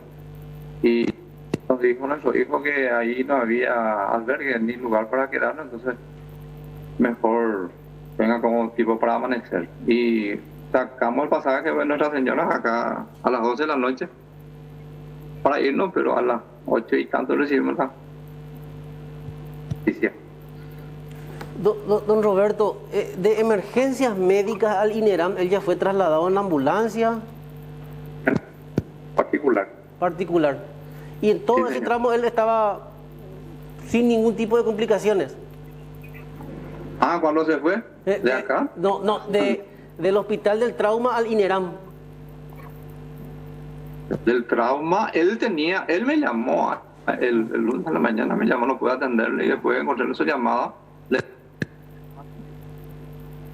pero me envió un audio diciéndome de que trabajaba muy fuerte su corazón. No sé qué me aplicaron, me dijo. ¿En trauma? Sí. Porque ahora nomás, y de golpe, porque hay mensajes de sus amigos hasta el mediodía, a la 1, por ahí que él estaba chateando normal, común y corriente con sus amigos, bromeando.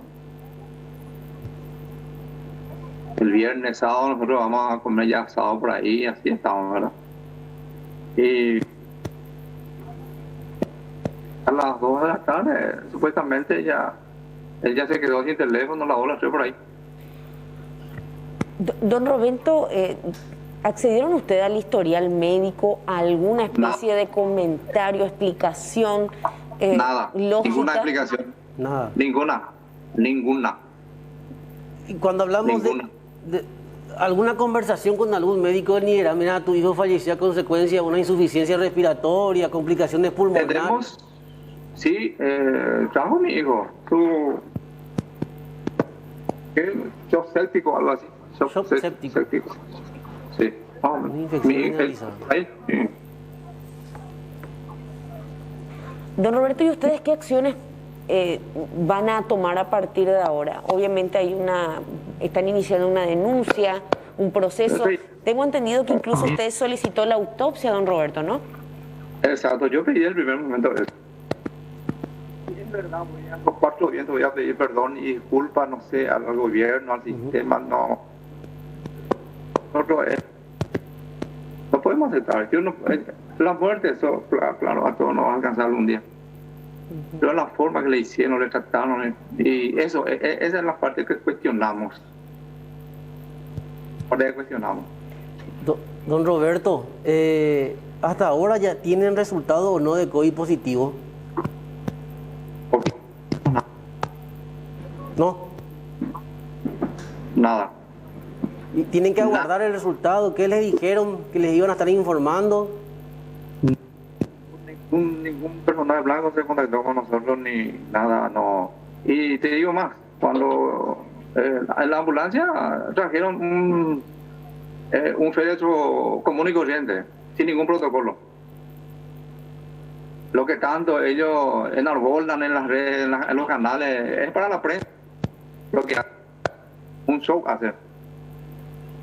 O sea, durante el traslado nadie tenía todos los equipamientos, todos los protocolos que... ¿Y el café normal? Normal. Los chicos que le trajeron eran 2 jovencitos. Mi hijo con ellos. Y si era COVID realmente, no sé si le iban a exponer así, ¿verdad? ¿Era un servicio particular o uno que...? Particular, pagamos nosotros el servicio. Pero supongo que si su hijo fallecía por COVID, el protocolo establece que, bueno, se tomen y adopten todas las medidas de seguridad, y cuando se entrega el cuerpo por parte ya del personal liderante, iban a advertir de esta situación a quienes debían llevar el cuerpo de su hijo.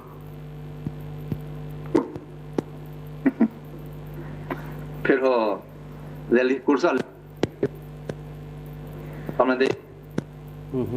Totalmente. Bueno, este testimonio nos da a entender un montón de falencias dentro de un sistema que, reiteramos, está completamente colapsado, se está trabajando de una manera errónea. No es la primera ni la única denuncia de falencias dentro del sistema de salud, pero este caso es realmente delicado teniendo en cuenta que Robert ingresa a un centro asistencial por una situación totalmente diferente, y tenemos entendido que la única explicación que le dan a los padres, a la familia, es el virus, que en este caso nunca tuvo presencia de alguna manera, ¿verdad? Un shock séptico es la causa y el diagnóstico que le brindaron desde el INERA. Y sí, no tenemos nosotros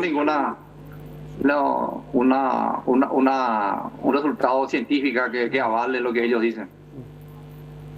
Don Roberto, y perdón que insista en esta pregunta, ¿qué estás pidiendo? La autopsia del cuerpo de tu hijo y evidentemente una explicación. Exactamente. Nosotros sabemos, somos conscientes, yo soy consciente. Es lo que...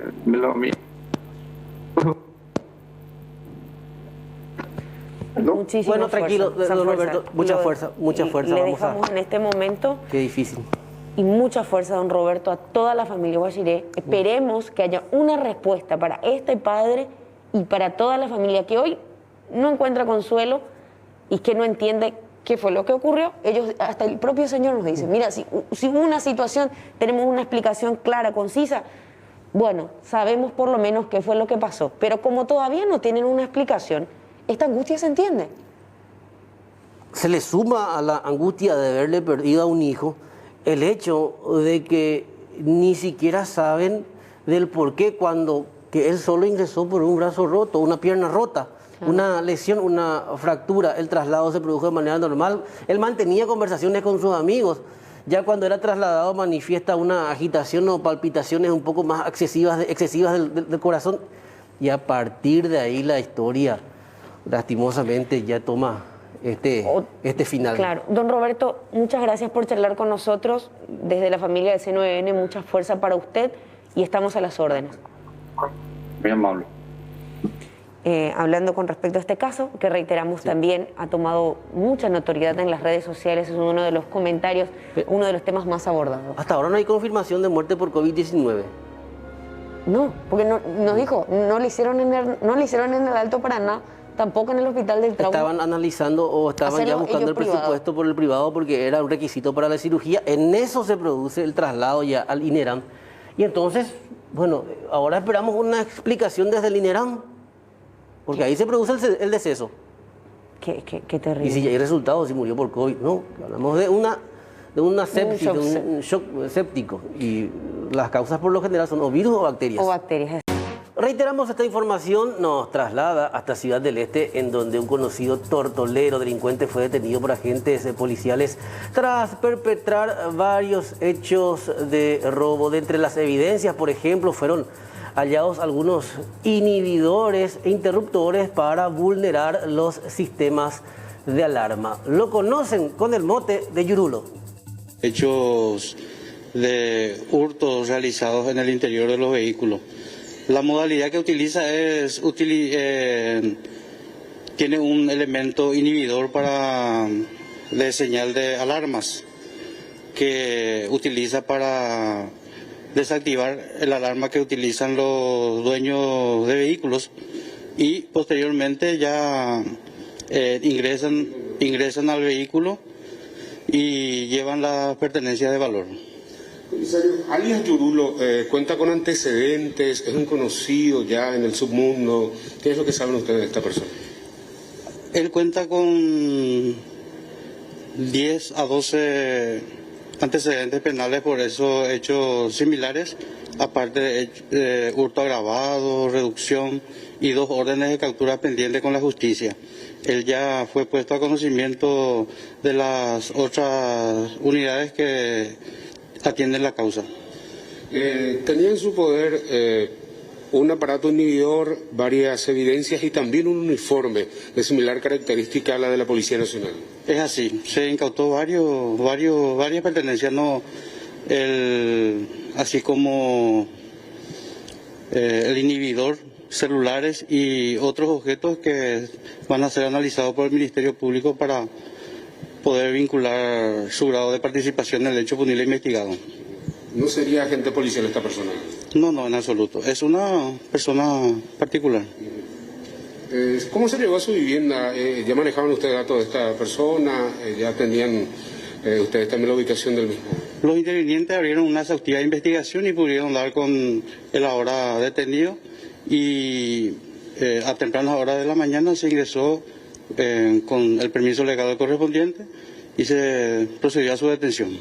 ¿Demás integrantes de la banda todavía no manejan ustedes?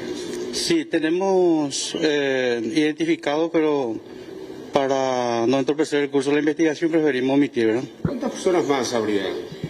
Y en realidad 3 son las personas. 3 personas. Gracias, comisario.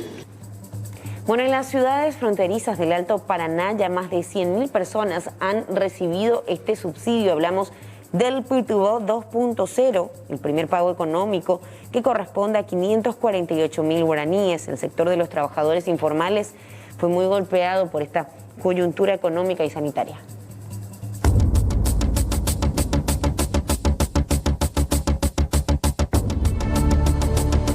Más de 2 millones de personas se inscribieron para Pitubó 2.0, según resultados del nuevo registro divulgado por el Ministerio de Hacienda. Actualmente se desarrolla el proceso de verificación y depuración de datos, que arrojaría una cifra real de 800.000 beneficiarios aproximadamente, cuyos pagos se iniciarán la semana próxima de acuerdo al calendario a socializar. Ese trabajo se hizo la semana pasada, una revalidación de los datos que ya teníamos de este grupo de personas de esas ciudades. Dentro de eso se identificaron a 107.000 personas que cumplían con los requisitos establecidos en esta nueva ley y ya se ha procedido al pago de los 500.000 guaraníes en la semana pasada. Principalmente las ciudades de frontera, que eran 8 del departamento de Alto Paraná, donde está Ciudad del Este, Hernandarias, Presidente Franco, etcétera, ¿verdad? Después está el resto de las ciudades del departamento de Alto Paraná y también del resto de personas de distintas partes del país que se tuvieron que haber registrado la semana pasada, y esta semana estamos haciendo ese trabajo de verificación de la información de manera a proceder también al desembolso para este segundo grupo de personas. Y vamos a estar informando obviamente los grupos de pago, etcétera, y las modalidades de pago también, ¿verdad? Son 125 millones de dólares, de los cuales se contemplan 2 pagos de 548.000 guaraníes, para un aproximado de 800.000 personas. En un principio el gobierno proyectó realizar 4 pagos, pero esto se redujo a 2 debido a la capacidad financiera limitada. Son los números sobre los cuales nos estamos moviendo y sobre eso vamos a estar informando, como te decía, la cantidad de personas que van a estar cobrando a partir de la semana que viene, aclarando que ya hubo un grupo de más de 100.000 personas, 107.000, que ya recibieron el primer pago. Eso es lo que nosotros creemos que nos alcanzarían los recursos, ¿verdad? Obviamente, dentro de la idea original que planteaba el Poder Ejecutivo, el equipo económico, la idea obviamente es hacer 4 pagos, pero para eso serían necesarios por lo menos otros 125 millones de dólares para poder cumplir con los 4 pagos que inicialmente se habían planteado, ¿verdad? Nosotros creemos que este es el momento en que el Estado tiene que recurrir a todas las alternativas de generación de ingresos, de manera a volcar eso tanto en las personas como así también en los sectores, en pequeñas empresas, etcétera, que necesariamente requieren de algún tipo de ayuda, ya sea a través de préstamos o algún tipo de mecanismo que el Estado pueda definir, de manera que esa recuperación realmente pueda ser plena y volvamos a esa situación de equilibrio que teníamos antes de esta pandemia. 300 millones de dólares sobran del préstamo de los 1.900 millones aprobados para afrontar la consecuencia de la pandemia, pero este monto ya está comprometido para insumos del Ministerio de Salud y compensación de subsidios de servicios básicos. El viceministro de Administración y Finanzas sostiene que con lo que se pudo recuperar para igual. Hablar ahora de un factor muy preponderante a la hora, evidentemente, también de hablar de comorbilidades relacionadas al COVID-19, que es la obesidad. Totalmente, tanto en esta como en cualquier otra patología, ¿verdad? Es algo que complica bastante, por eso estamos en contacto con la doctora Sofía Hernegard. Ella es médica del staff de la Dirección de Vigilancia de Enfermedades No Transmisibles, así que le agradecemos su tiempo. Doctora, ¿cómo está? Buen día. Hola, muy buen día Sol, buen día Alexis, buen día a todos los televidentes también. Un gusto poder compartir unos minutos con ustedes esta mañana. Doctora, la obesidad a cualquier o en cualquier edad es un factor de riesgo, no solo por sus complicaciones, sino también ahora que estamos hablando en tiempos de COVID, representa ya una comorbilidad a cualquier edad. Bueno, así mismo como dijiste, Alexis, ¿verdad? La obesidad en sí es ya considerada como una enfermedad crónica no transmisible, ¿verdad? Está como, podríamos decir, en el mismo rango que la diabetes, que la hipertensión, que otras enfermedades pulmonares crónicas. Entonces, todos los pacientes, como dijiste, sin importar la edad, acá ya no hacemos más la distinción de tercera edad, edad de riesgo, qué sé yo, grupo etario complicado, no tenemos eso. Cualquier persona que hoy en día esté con obesidad o inclusive con sobrepeso ya presenta una vulnerabilidad para complicaciones si es que contrae el virus. Doctora, hablemos de números. Me imagino que manejan una estadística actual de la cantidad de personas, una estadística en nuestra población de personas con obesidad, tanto en niños como adultos. Sí, bueno, tenemos que distinguir, como dijiste, lo que es niños y lo que es adultos. En nuestra población adulta, 58%, o sea, atiendan bien esa cifra, 58% ya está tanto con sobrepeso u obesidad. Y de eso, el 34% es ya, se encuentra en el rango de obesidad. Esos fueron números previos a todo este tema de cuarentena, el enclaustramiento que tuvimos, o sea, todas nuestras cifras vamos a tener que volver a revisar después de esta pandemia. Y en niños, donde más nos preocupa, porque se ve un claro aumento. En los últimos 5 años anteriores, pónganle que teníamos un 31% y nuestras últimas cifras son 34% de sobrepeso y obesidad en niños y adolescentes, que es ahí donde estamos tratando y enfocando más nuestras acciones. Con respecto a esas acciones que están enfocando, también existe siempre esa idiosincrasia relacionada al sobrepeso de los chicos. Él está gordito, entre comillas digo esto, doctora, porque come bien. Evidentemente que esté gordito, y perdón que use el término que puede inclusive hasta sonar a bullying, no es signo o símbolo de que esté en buenas condiciones de salud. Sí, así mismo es algo que está muy arraigado en nuestra cultura, que estar gordito es estar sano, ¿verdad? Y acá lo que nosotros buscamos es un peso saludable, ¿verdad? El objetivo es alimentación saludable y actividad física regular en todos los niños, ¿verdad? O sea, hacer descenso de peso, hacer control de alimentación en niños es complicado, ¿verdad? No es una tarea fácil. Es una tarea en la cual se le tiene que involucrar a toda la familia, inclusive a la comunidad escolar, a los amigos, a toda la comunidad, brindando opciones de alimentación. Y en estos momentos, ¿verdad?, se complica un poquitito porque estamos muy encerrados, ¿verdad? Entonces, todo este tema de salir y brindar espacios públicos para realizar actividad física está un poco limitado. Y tenemos, ¿verdad?, que idearnos y innovar un poquitito en eso para que los chicos se mantengan activos. Doctor, otro obstáculo que estamos teniendo ahora es el tema de la escolaridad en casa, ¿verdad? Y que muchos padres estamos, ¿verdad? Me incluyo, complicados con esto, ¿verdad? Entonces muchas veces estamos trabajando desde la casa, los niños están haciendo su escuela desde la casa y también en algún momento tenemos que encontrar, ¿verdad?, la forma de implementar también actividad física con ellos. Y por eso es que nosotros, desde la Dirección de Vigilancia de Enfermedades No Transmisibles, queremos ponernos a disposición de todos, ¿verdad? Tenemos una línea baja, no sé si podemos pasar, ¿verdad?, para que se comuniquen con nosotros y podemos asesorarles, ayudarles con tips, con videitos, con consejos, ¿verdad? La línea baja es el 222013. La Dirección de Vigilancia de Enfermedades No Transmisibles. Y ahí se pueden comunicar conmigo, con nuestros colegas que están ahí y con gustosamente les ayudamos porque sabemos bien que a todos nos está haciendo bastante dificultoso sobrellevar los días. Totalmente. Doctora, hoy hablamos de esta situación, hoy hablamos del COVID-19, es la palabra, es la frase que más estamos utilizando y cómo complica esto, ¿verdad? La obesidad como comorbilidad. Cuando hablamos de complicaciones, ¿a qué nos referimos? Para que la gente entienda que el mensaje también llegue de la manera correcta, ya sea COVID-19 o ya sea cualquier enfermedad. ¿Cómo afecta la obesidad? Bueno, la obesidad en sí genera ya en una persona previamente sin ni una infección, se podría decir, un estado inflamatorio generalizado. La persona que tiene obesidad o sobrepeso presenta ya como una pequeña, se podría decir, como una infección leve. O sea, todas nuestras defensas, todo nuestro cuerpo está activo y atento todo el tiempo. Está en lo que se llama estado preinflamatorio.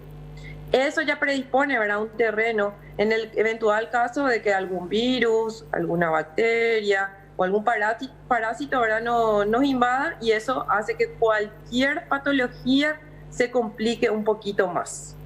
Y en el caso de la obesidad también tenemos el factor mecánico, podríamos llamarlo, ¿verdad? Especialmente en los pacientes quienes presentan una obesidad más central, ¿verdad?, una obesidad abdominal. ¿Eso qué hace? Hace que se dificulte la expansión, o podríamos llamarlo el inflado de los pulmones al querer cargar aire, ¿verdad? Porque lo que es la grasa abdominal, o sea, el abdomen prominente, hace como un contrapeso a lo que sería la flexibilidad normal de nuestros pulmones de inflarse, ¿verdad?, y cargar el aire y luego desinflar y poder expulsar eso. Entonces esto, al dificultar la cantidad de aire que podemos meter dentro de los pulmones, también dificulta un mecanismo esencial y muy importante, que es el intercambio de gases que se hace en el pulmón. Que es el intercambio entre el oxígeno que metemos de afuera, el oxígeno nuevo, y el dióxido de carbono, que sería como los desechos que queremos eliminar de nuestro cuerpo. Entonces hay como un atrapamiento de ese dióxido de carbono, que sería el gas sucio, y una disminución de la capacidad del pulmón para expandirse y relajarse. Entonces todo lo que es el mecanismo de la respiración, o lo que es, mejor dicho, para nosotros la ventilación, se ve comprometido en los pacientes con obesidad. Y en el caso, ¿verdad?, de cualquier infección, ¿verdad?, tanto como una neumonía o a un paciente con asma, o en este caso, ¿verdad?, las neumonías por coronavirus, complican bastante los cuadros. Doctora, ya escuché varias patologías, comorbilidades, y una de ellas se hizo común también en algunos pacientes que fallecieron por COVID-19, que es la obesidad mórbida. ¿Vas a irse, doctora? Okay. Bueno, nosotros para clasificar a un paciente como obeso, utilizamos fórmulas, utilizamos medidas, ¿verdad? Medidas de la cintura, medidas del cuello, del brazo, pero utilizamos una fórmula que es conocida como el índice de masa corporal. El índice de masa corporal podemos hallar en cualquiera de nosotros y es súper fácil. Es nuestro peso en kilogramos dividido nuestra altura en metros, pero a esta altura tenemos que hallar primeramente al cuadrado. O sea, es el peso en kilogramos dividido nuestra altura en metros, pero a esta altura primero hallamos al cuadrado. Entonces, esto nos va a dar distintos rangos. Y cuando ese rango supera un límite superior, que nosotros le conocemos como obesidad mórbida, que generalmente ese límite es cuando el número calculado resulta mayor a 40. Okay. Bueno, hablamos, ¿verdad?, de clasificaciones también dentro de todo este esquema que realizan. Doctora, le agradecemos por su tiempo, por haber sido tan didáctica e insistimos, ¿verdad? Hoy más que nunca hablamos de salud, hablamos de patologías de base como ser una persona que adicta al tabaco, que tiene un problema de obesidad. O sea, estamos abordando varios temas que quizás a veces dejábamos un poco de lado, pero ahora con esta crisis sanitaria yo creo que todos lo estamos tomando mucho más en serio y también es el mensaje que queremos dar, a cuidarnos mucho. Gracias, doctora. Muchas gracias a ustedes y así como dicen, a no bajar la guardia, y para todos el mismo mensaje de lavado de manos, utilizar el tapabocas, distanciamiento social, pero para nuestros pacientes crónicos a no descuidar sus enfermedades crónicas, porque un paciente con enfermedad crónica puede contraer COVID, puede recuperarse, puede terminar totalmente sano, pero lo que necesita para ese resultado es tener compensada su enfermedad de base. Con eso va a salir adelante. Vamos avanzando y seguimos recibiendo más y más denuncias. Y afloran cada día más las denuncias de sobrefacturaciones. Está en Benjamín Aceval, Mariano López. ¿Cómo te va, Mariano? Buen día. Hola Alexis, ¿qué tal? Hola Sol. Consideramos conveniente aquí con Héctor Rodríguez mostrarle los árboles de Samuú, aquí en territorio chaqueño, para que se den cuenta de que efectivamente estamos aquí en zona de Benjamín Aceval. Un saludo al querido Carlitos Ortega. Sí, ¿verdad? Bueno, vinimos hasta acá porque nos van a creer. Quiero que miren bien esta casa, Alexis, Sol y televidentes. Es una casa aquí en Benjamín Aceval, tiene conexión eléctrica, ellos se proveen de energía por parte de la ANDE. Sí, vamos a ingresar porque en esta casa la usuaria nos va a develar lo que podría ser una jugada maestra por parte de la Administración Nacional de Electricidad. Estamos ingresando, esta es la casa de Elvira. Ven ustedes, aquí tiene una despensa, ¿ok? Quiero que vayan registrando la casa, que vayan viendo todo lo que hay. Ahora mismo está a oscuras y de hecho nos contaba que siempre se mantiene a oscuras porque, claro, es bien iluminado adentro, con la abertura aquí, no hace falta usar luz artificial. Ahora vamos a pasar a este sector, Sol, Alexis, televidentes, y ya está acá con nosotros Elvira, que va a hacer con nosotros una especie de clase virtual. Tenemos una pizarra aquí preparada, porque Elvira, decías vos, pareciera que te hicieron una trampita. Buenos días, Mariano, para vos y toda la teleaudiencia. Sí, la verdad que sí, estamos ya cansados de esta gran jugada maestra que nos está realizando la ANDE, porque ya es el colmo esto que nos están haciendo. No soy la única, yo sé que mucha gente ya lo está tocando pasar por esto, ¿verdad? Y justamente lo que quería mostrarte nada más lo que estamos haciendo en la pizarra. Teníamos 3 meses de exoneración, supuestas exoneraciones. Esto con el beneficio de la ley, ¿verdad? O sea, consumís menos de 200.000, entonces te exonera. Exactamente, así mismo. Cosa que la verdad que nunca pasamos de los... Sí, te explico. Acá tenemos exonerado el mes de abril, que son 76.390 guaraníes. Después tenemos... El primer mes de exoneración. El primer mes de exoneración, exactamente. Luego tenemos el de mayo, 87.646 guaraníes, exoneración. Ok, ahí entonces tenemos ya abril y mayo, 2 meses exonerados. Cosa que a mí llegan notificaciones en el celular, como al igual que a mi mamá. ¿Están viendo, Alexis y Sol? Sí, perfectamente. Vemos. Entonces, abril, desde mayo, 76, 2 meses exonerados. Luego saltamos directamente a julio, porque también tenemos exoneración de este mes de julio, según me comentaron los de la ANDE el día de ayer. 144.203 guaraníes de exoneración. De ahí pasamos a la gran jugada maestra de la ANDE, que en el mes de junio nos encontramos con la sorpresa de que tenemos una cuenta pendiente, un pago pendiente de 312.604 guaraníes. Ahí está la gran jugada maestra, como te digo, de nuestra querida ANDE. ¿Por qué? Porque cuando supuestamente nos están exonerando, porque nuestro consumo mínimo nunca puede variar. ¿Por qué te digo que nunca puede variar? Porque somos dueños de la casa y sabemos lo que consumimos. Todos los meses tenemos el mismo consumo, ni más ni menos. No, para nada, nada nuevo. Siempre tenemos, ¿ya viste lo que tenemos? Televisor, tenemos un ventilador de techo, no tenemos aire acondicionado, no tenemos congelador, nada que pueda consumir este mundo. ¿Y sacamos el cálculo entonces total de lo que te exoneraron? Sumando los 3 meses de exoneración nos da el monto de 308.266 guaraníes. En síntesis, nos enchufaron en un mes todo lo que nos exoneraron. Así es simple. Quieren cobrarte el triple. Así mismo. Así es simple. Y con respecto a la exoneración, vamos a buscar un poco los mensajes para que puedan ver la forma en que justamente la ANDE ha estado informando. Acá me llega cada mes los mensajes de la ANDE, notificaciones que yo activé mi número de teléfono. Vamos a echar también ahí para mostrar un poco tu casa por dentro, ¿verdad? Permiso. Sí, adelante. Vamos a pasar ahí, entonces vamos a tener también la oscuridad para poder mostrar el mensaje de Sol, Alexis y televidentes, porque a la gente que es beneficiada con la exoneración le estaba llegando el mensaje. Y acá sí quiero que me muestre el mensaje porque ahí vamos a tener buena iluminación. Así mismo, acá tengo todos los mensajes de cada mes. Algunos que otros a lo mejor no está, pero lo importante sí aparece. Que sería del mes de abril. Ok, abril, ahí está. Sí, Este por ejemplo. Ahí está. ANDE, ahí mostrar un poco a la cámara, un ratito ahí de atajar. ANDE informa que fue exonerada la factura del NIS por 76.390, su consumo de 176 kilowatts del ciclo sería abril del 2020, ¿verdad? Genial, abril. Luego acá aparece el otro mensaje que me llega del mes de mayo, informa que se aproxima la fecha electoral del medidor. Luego ya me llega ya el del mes de junio, que se aproxima la fecha del medidor, pero jamás me llega a mí el mensaje del monto que supuestamente está pendiente.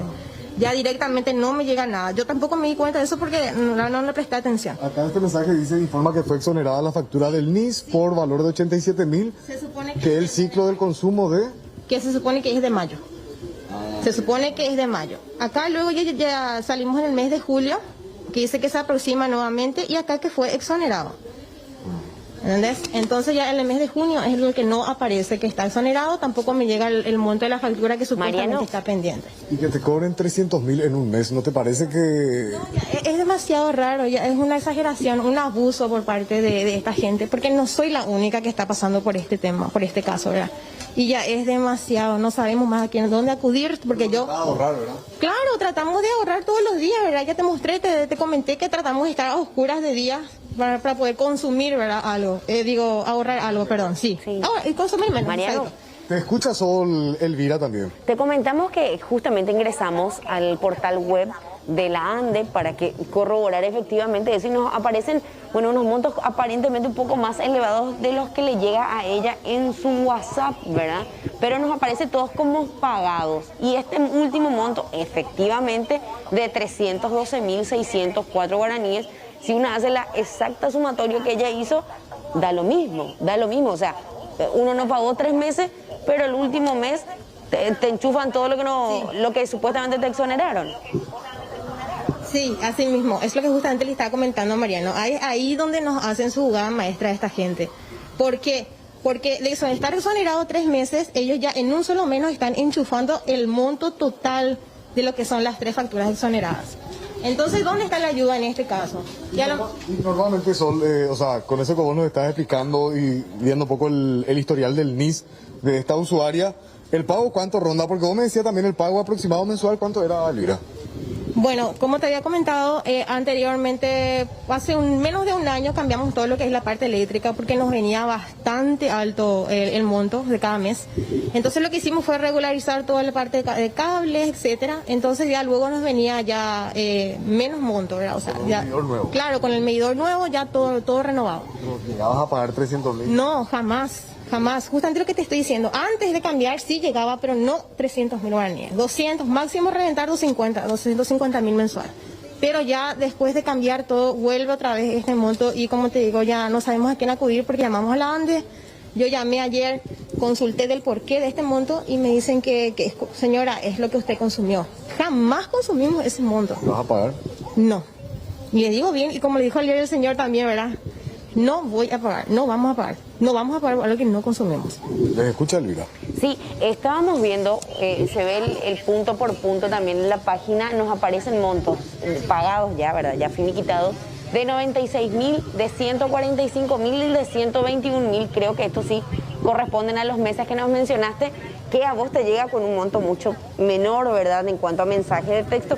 Sin embargo, eso, bueno, ya está abonado, ¿verdad? Eso ya está abonado, no hay problema. Ahora, lo que sí sorprende, de un monto de 76.000 pasar a más de 300.000 con la misma consumición, acá hay algo que nos cierra. Así que vamos a esperar que alguien de la ANDE, me imagino que vas a insistir en cuanto a una respuesta por parte de la ANDE, y que esto obviamente se ajuste a lo que corresponde. Y esperamos una respuesta en realidad, porque, o sea, una respuesta favorable para nosotros, porque claro, una solución, porque la respuesta que siempre nos da señora es lo que usted consumió. Entonces, ¿qué es lo que vamos a decir? No podemos contra ellos, y la única forma de solucionar esto creo que es uniéndonos todos los paraguayos de una vez y dejar de callar semejante abuso. Por las dudas nomás, compañeros, Elvira, quiero precisar algo. Ayer el caso particular se presentaba con la familia Gamecho, donde supuestamente 37 meses hacía que el lector, la persona que pasa y revisa cada medidor, no estaba anotando. Acá en el caso de este barrio, Benjamín Aceval, tu casa, ¿suele venir la persona a revisar el medidor? Bueno, te comento, durante comenzó esta pandemia, no estaban viniendo, que sería abril, mayo, a partir de junio volvieron. ¿Que no salían luego? No salían, no, entonces nadie salía. Entonces, y vinieron 2 meses, durante junio y julio. Vinieron, porque yo vi, me consta, porque yo vi que vinieron a anotar el consumo, ¿verdad? Entonces, es lo que yo digo, no puede variar tanto la consumición de un día para otro.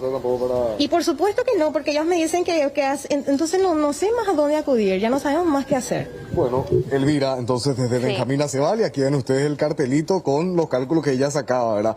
Abril, mayo, julio, meses exonerados que suman 308.000, pero en un mes le quieren cobrar 312.000, que según lo que ella dice es una jugada maestra para...